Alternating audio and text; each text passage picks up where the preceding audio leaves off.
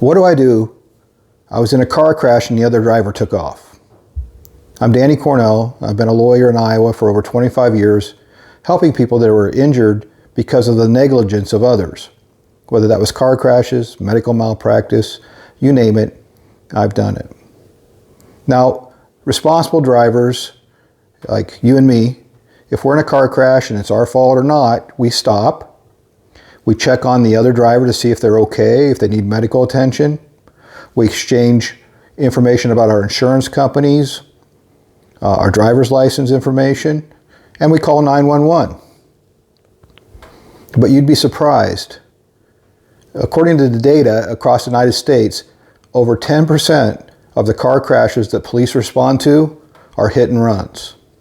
I've seen that much, 10% in my career as well. And it's really sad because the person that's hurt, my client, they're not only hurt physically, mentally, lost work, medical bills, all that trouble, but they feel wronged by somebody who didn't even bother to stop and check on them.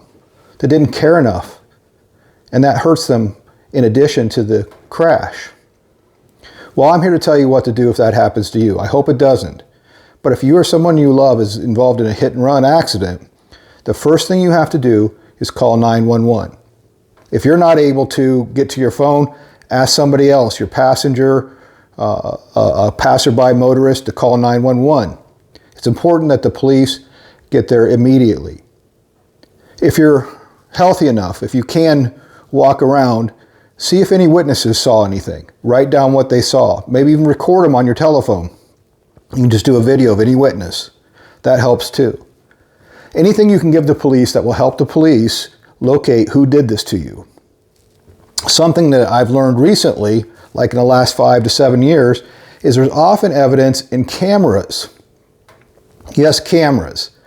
Some cars have cameras in them. Oftentimes there's a McDonald's or a Quick Trip, some sort of place located next to the accident that has a camera of it. Sometimes cities at intersections have cameras. But you got to go quick and you got to find out, because oftentimes that video only lasts for a few days before they record over it. So check around at all the neighbors, all the businesses, with any witness, see if there's any video footage, because there very well may be.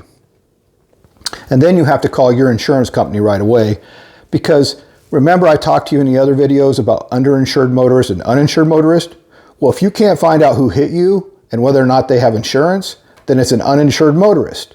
Now you have to prove your claim to your insurance company.